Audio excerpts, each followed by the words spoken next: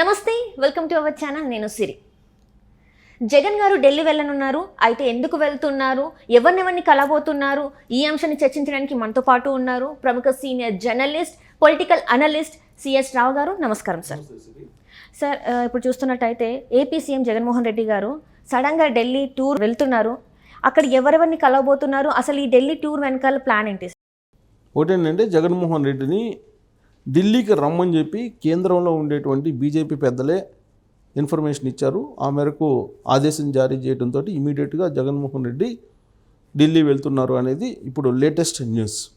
సరే, ఇప్పుడు ఎందుకు వెళ్తున్నారు జగన్మోహన్ రెడ్డి, ఇప్పటికిప్పుడు అసలు ఎందుకు ఢిల్లీ బీజేపీ పెద్దలు ఆయన్ని పిలిపిస్తున్నారు అనేది కనుక మనం క్వశ్చన్ వేసుకుంటే, ఇప్పుడున్నటువంటి సమయం ఎలక్షన్ టైం.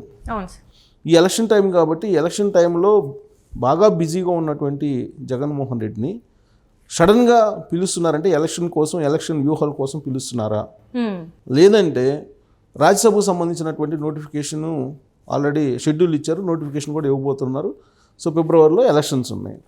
సో ఈ క్రమంలో ఫిబ్రవరిలో ఎలక్షన్స్ జరగబోతున్నాయి కాబట్టి రాజ్యసభకు సంబంధించినటువంటి ఎన్నికల గురించి మాట్లాడటానికి ఆయన్ని పిలిపిస్తున్నారా అనేటువంటి అనుమానాలు, అలాంటి ఒక అభిప్రాయం కలుగుతుంది.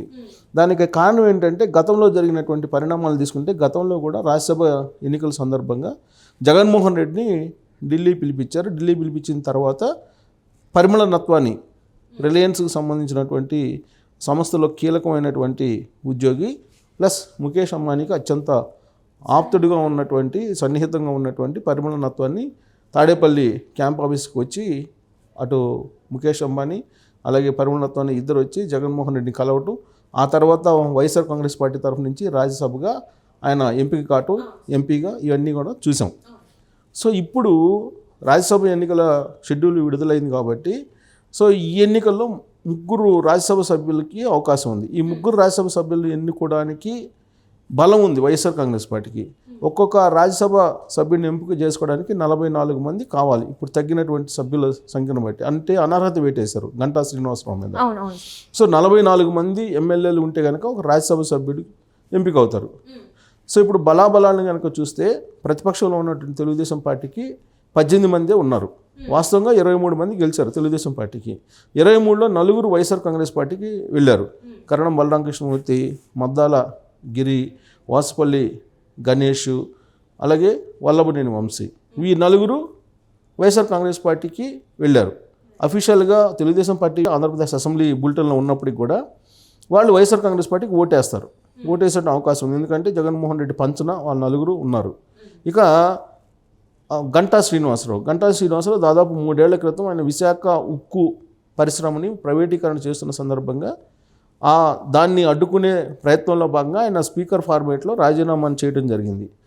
దాన్ని బేస్ చేసుకొని ఇప్పుడు ఆయన మీద అనర్హత వేయడం జరిగింది. అదొక ఎపిసోడ్. ఇక ఇప్పుడు వైఎస్ఆర్ కాంగ్రెస్ పార్టీ నుంచి తెలుగుదేశం పార్టీలోకి వచ్చినటువంటి వాళ్ళు ఉన్నారు. వాళ్ళలో ఆనం రామనారాయణ రెడ్డి, అలాగే కోటమిరెడ్డి శ్రీధర్ రెడ్డి, ఉండవల్లి శ్రీదేవి, వీళ్ళు ఉన్నారు. సో వీళ్ళకి మీద కూడా అనర్హత వేటు వేయాలి అనేటువంటి ఆలోచన ఇప్పుడు వైఎస్ఆర్ కాంగ్రెస్ పార్టీ చూస్తూ ఉంది. అందుకే వాళ్ళని కాల్ఫర్ చేసింది. వాళ్ళు కాల్ఫర్ చేశారు, assembly speaker Tammineni Sita Rao call for చేశారు. కాల్ఫర్ చేసి వాళ్ళ మీద అనర్హత వేటు వేసేటువంటి ప్రయత్నం చేస్తూ వాళ్ళ క్లారిఫికేషన్ తీసుకునేటువంటి ప్రయత్నం చేశారు. సో వాళ్ళ మీద అనర్హత వేటు వేసేటువంటి అవకాశం ఉంది కాబట్టి వాళ్ళు కోర్టుకు వెళ్ళి న్యాయ పోరాటం చేయడానికి సిద్ధమవుతూ ఉన్నారు. ఇదొక ఎత్తు. సో ఓవరాల్గా ఏంటంటే, ఇప్పుడున్నటువంటి పరిస్థితుల్లో 44 మంది ఎమ్మెల్యేలు ఉంటే కనుక రాజ్యసభకి ఎంపిక కావచ్చు. సో 44 అంటే ఇప్పుడు 151 ప్లస్ ఇప్పుడు వైఎస్ఆర్ కాంగ్రెస్ పార్టీ నుంచి వెళ్ళిన తెలుగుదేశం పార్టీలోకి వెళ్ళినటువంటి వాళ్ళని తీసేస్తే దాదాపు 147 మంది ఉన్నారు. సో 147 మందిలో ఇప్పుడు దాదాపు 50 మంది అసంతృప్తిగా ఉన్నారు అనేది ఒకటి వినిపిస్తుంది. నిజంగా అసంతృప్తి ఉండి వైఎస్ఆర్ కాంగ్రెస్ పార్టీకి వ్యతిరేకంగా ఓటు వేయాలనుకుంటే కనుక ఇప్పుడు ఒక రాజ్యసభ పోయేటువంటి అవకాశం ఉంది. తెలుగుదేశం పార్టీ ఎలాగో రాజ్యసభ అభ్యర్థిని పెట్టబోతున్నటువంటి క్రమంలో ఇప్పుడు వైఎస్ఆర్ కాంగ్రెస్ పార్టీలో ఉండే అసంతృప్తివాదులు కనుక వాళ్ళు సపోర్ట్ చేస్తే, ఇప్పుడు ఉన్నటువంటి 18 మందికి తోడుగా ఇంకొక 20 మంది కనుక సపోర్ట్ చేస్తే, 20 మందో 18 మంది కనుక సపోర్ట్ చేస్తే వైఎస్ఆర్ కాంగ్రెస్ పార్టీ వాళ్ళు తెలుగుదేశం పార్టీ నుంచి ఒక రాజ్యసభని గెలుచుకునేటువంటి అవకాశం ఉంది. సో అందుకే ఇప్పుడు తెలుగుదేశం పార్టీకి కూడా అభ్యర్థిని నిలబెట్టాలి అనేటువంటి ప్రయత్నం చేస్తుంది, ఒక ఎన్ఆర్ఐని నిలబెట్టాలి అనేటువంటి ఒక ఆలోచన కూడా చేస్తూ ఉంది. ఇలాంటి పరిస్థితుల్లో జగన్మోహన్ రెడ్డికి ఢిల్లీ నుంచి కాల్ వచ్చింది. ఢిల్లీ నుంచి కాల్ వచ్చినటువంటి క్రమంలో హుటాహుటిన ఆయన ఢిల్లీ వెళ్తూ ఉన్నారు. ఢిల్లీ వెళ్తున్నటువంటి క్రమంలో కేవలం రాజ్యసభను తీసుకోవడానికి ప్రయత్నం చేస్తున్నారా, అందుకే ఈయన్ని పిలిపించారా అనే యాంగిల్లో మనం విశ్లేషణ చేసుకుంటే కనుక ఇప్పుడు పద్మవిభూషణ్ అవార్డుని ఇచ్చినటువంటి చిరంజీవి ఉన్నారు. సో ఆయనకి పద్మవిభూషణ్ అవార్డు ఇచ్చేశారు.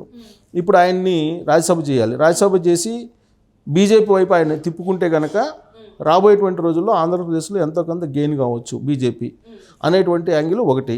ఆ కోణం నుంచి రాజ్యసభ ఇవ్వాలి చిరంజీవికి అనేది. రాజ్యసభ ఇచ్చి తర్వాత కేంద్ర మంత్రిని చేస్తారు, ఆ తర్వాత సంగతి మళ్ళీ గవర్నమెంట్ వస్తే. ప్రస్తుతానికైతే రాజ్యసభ ఇవ్వాలి అనేటువంటి ఒక ఆలోచనతోటి బీజేపీ ఉంది అని చెప్పి తెలుస్తుంది. ఆ క్రమంలో ఉత్తరప్రదేశ్ నుంచి చిరంజీవిని రాజ్యసభకి ఎంపీ చేస్తారా, లేదంటే ఆంధ్రప్రదేశ్ నుంచి చేస్తారా అని అంటే ఆంధ్రప్రదేశ్ నుంచి కనుక చేస్తే కనుక బీజేపీకి ఎంతో కొంత బలం ఉండేటువంటి అవకాశం ఉంది ఆంధ్రప్రదేశ్లో. అంటే ఇక్కడ ఆల్రెడీ జనసేనలో పవన్ కళ్యాణ్ ఉన్నారు కదా సార్, అంటే ఇప్పుడు బీజేపీ నుంచి మళ్ళీ చిరంజీవి అంటే ప్రాబ్లం అవ్వదా సార్ మరి పవన్ కళ్యాణ్ గారు? అందుకే ఇప్పుడు చిరంజీవికి రాజ్యసభ ఇవ్వడం ద్వారా ఇక్కడ పవన్ కళ్యాణ్ని తమ వైపు తిప్పుకునే ప్రయత్నం బీజేపీ చేస్తుంది.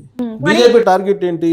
తెలుగుదేశం పార్టీ జనసేన పార్టీని విడగొట్టాలి అనేటువంటి ఒక టార్గెట్ తోటి వెళ్తుంది. రాబోయేటువంటి ఎన్నికల్లో జనసేన బీజేపీ కలిసి వెళ్ళాలి అనేది బీజేపీ యొక్క ఆలోచన. ఎందుకంటే అటు జనసేన చెబుతుంది, ఇటు బీజేపీ చెబుతుంది మేమిద్దరం పొత్తులో ఉన్నామని చెప్పి. ఇంకొక వైపు ఏమో జనసేన తెలుగుదేశం ఏం చెప్తుంది, మేమిద్దరం పొత్తులో ఉన్నామని చెప్పి వాళ్ళు చెప్తున్నారు. సో బీజేపీని కూడా పొత్తులో కలుపుకోవాలి అనేది జనసేన యొక్క ఆలోచన.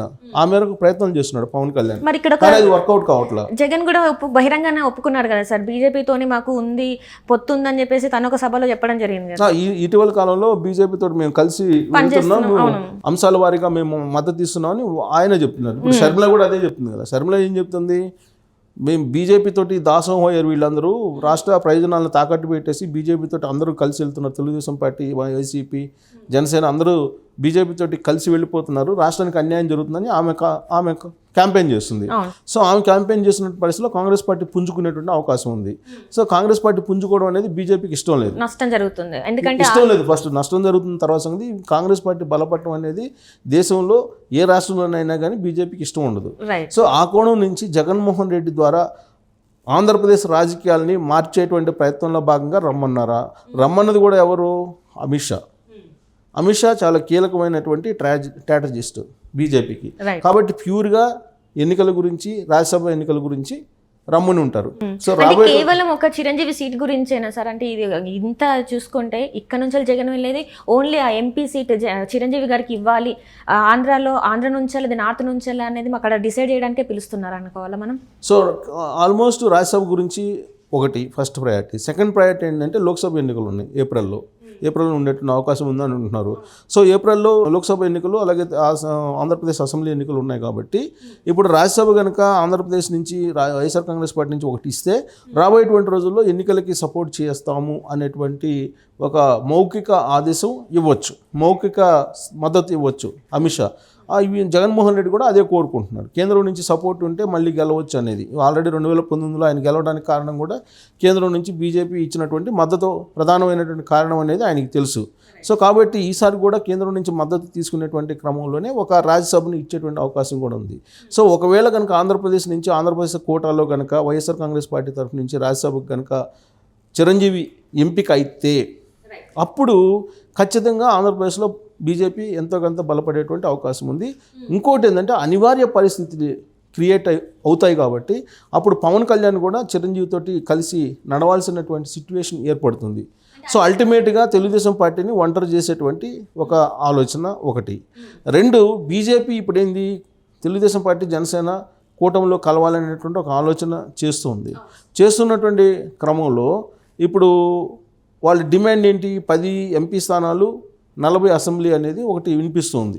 సో అది సాధ్యం కాదు, ఎట్టి పరిస్థితుల్లో చంద్రబాబు నాయుడు దానికి అంగీకరించేటువంటి అవకాశమే లేదు.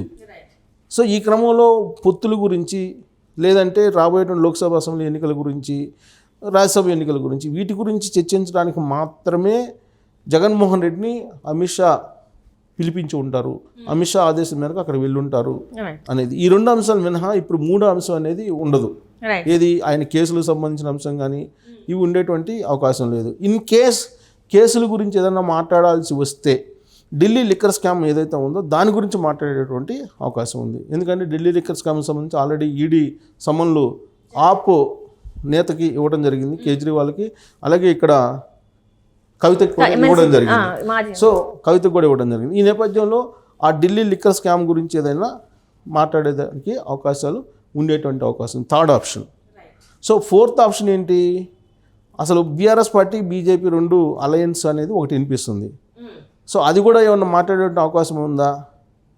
ఇటీవల కేసీఆర్ అలాగే జగన్మోహన్ రెడ్డి ఇద్దరు కలిసి హైదరాబాద్. అవును సార్. సో వాళ్ళిద్దరూ మాట్లాడుకున్న సందర్భంగా 2 రాష్ట్రాల్లో రాజకీయాలు సంబంధించి ఏ విధంగా చేయాలనే దాని మీద కూడా ఒక కేసీఆర్ దూతగా జగన్మోహన్ రెడ్డి 3rd ఆప్షన్ కింద ఈ అలయన్స్ గురించి కూడా ప్రస్తావించేటువంటి అవకాశం ఉంది. టోటల్గా ఏంటంటే రాబోయేటువంటి లోక్సభ ఎన్నికల గురించి, అసెంబ్లీ ఎలక్షన్ గురించి, ప్లస్ రాజ్యసభ ఒకటి మాత్రం ఖచ్చితంగా వైఎస్ఆర్ కాంగ్రెస్ పార్టీ నుంచి తీసుకునేటువంటి అవకాశం ఉంది. పైగా ఇప్పుడు తెలుగుదేశం పార్టీ క్యాండిడేట్ని పెట్టాలనుకుంటుంది కాబట్టి ఈ డిస్టర్బెన్స్ లేకుండా బీజేపీకి ఒకటి ఇవ్వడానికి కూడా జగన్మోహన్ రెడ్డి రెడీ అయ్యేటువంటి అవకాశం ఉంది.